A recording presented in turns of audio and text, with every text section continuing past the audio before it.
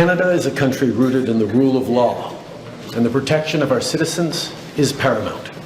That's why, when our law enforcement and intelligence officials began pursuing credible allegations that agents of the Government of India were directly involved in the killing of a Canadian citizen, Hardeep Singh Nijjar, on Canadian soil, we responded.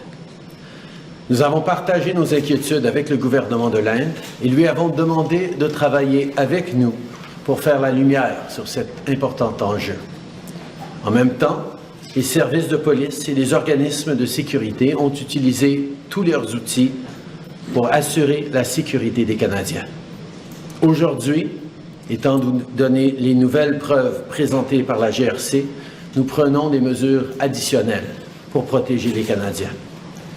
As the RCMP Commissioner stated earlier, they have clear and compelling evidence that agents of the Government of India have engaged in and continue to engage in activities that pose a significant threat to public safety.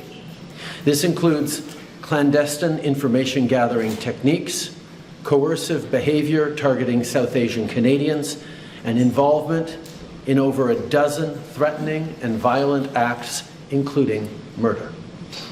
This is unacceptable. While attempts have been made by the RCMP and national security officials to work with the Government of India and Indian law enforcement counterparts on this matter, they have been repeatedly refused. This is why, this weekend, Canadian officials took an extraordinary step.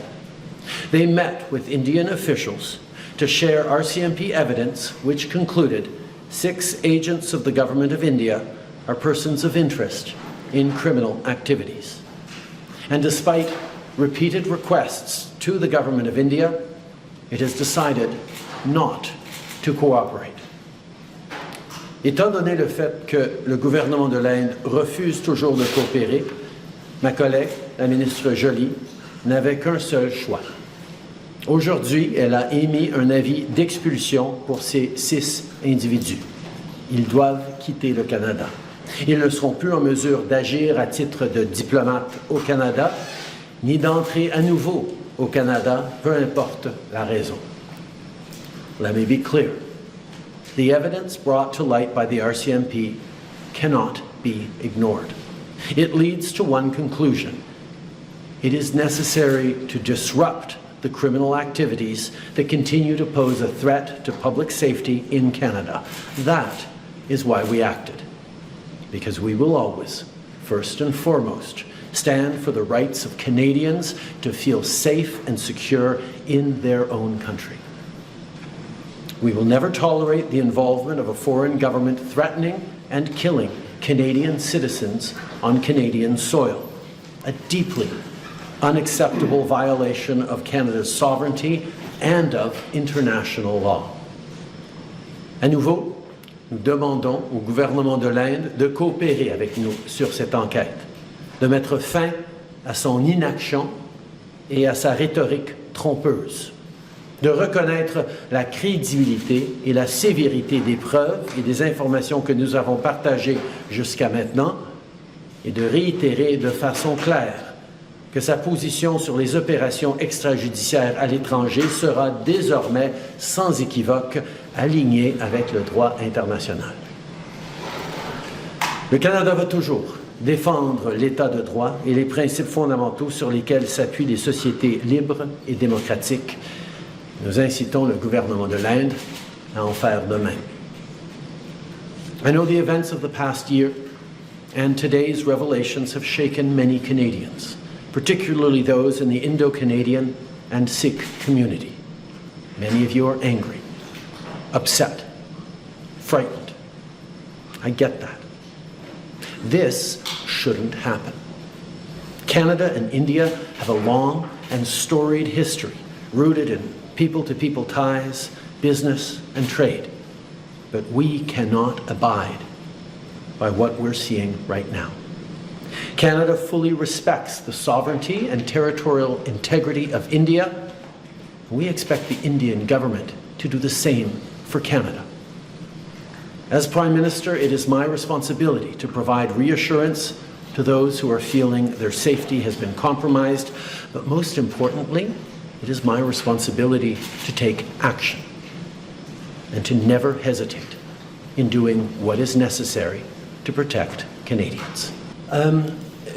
Quand j'ai parlé au Premier ministre Modi au Laos il y a quelques jours, j'ai souligné à quel point la rencontre au Singapour de nos conseillers en sécurité nationale était importante et devait être prise au sérieux. Il a exprimé qu'il était au courant de cette rencontre, qu'ils allaient nous entendre à ce moment-là. When I spoke with Prime Minister Modi at the end of last week, I highlighted how incredibly important the meeting between our national security advisors in Singapore this weekend was going to be. He told me that he was aware of that meeting. I impressed upon him that it needed to be taken very, very seriously. Ce matin, la GRC en conférence de presse parlait d'extorsion, d'homicide. Vous l'avez mentionné vous aussi. C'est des choses, des accusations qui évoquent davantage un régime autocrate, donc des dictatures. Qu'est-ce que ça dit sur l'Inde, le fait qu'il soit soupçonné de tout ça? Je crois que l'Inde fait une erreur monumentale en choisissant d'utiliser leurs diplomates et le crime organisé pour attaquer les Canadiens, pour venir faire sentir les Canadiens pas en sécurité ici chez eux, et encore plus pour créer des actes de violence et même des homicides. C'est inacceptable. Et notre but aujourd'hui, le but de la GRC, ça a été de venir empêcher ce processus par lequel les diplomates prenaient des informations sur les Canadiens, qui passaient ensuite à du crime organisé pour s'attaquer aux Canadiens. Il fallait qu'on vienne déranger et perturber et empêcher ces actions de se passer. Et c'est pour ça que la GRC a choisi de prendre action aujourd'hui. I think it is obvious that the government of India made a fundamental error in thinking that they could engage in supporting criminal activity against Canadians here on Canadian soil, whether it be murders or extortion or other violent acts. It is absolutely unacceptable for any country, any democracy that upholds the rule of law.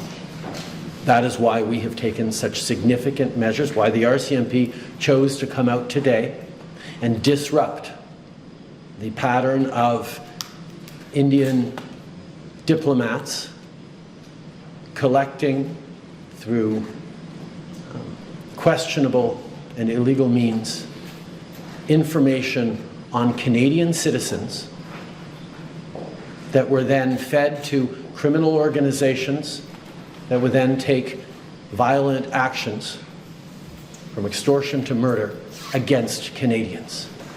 No country,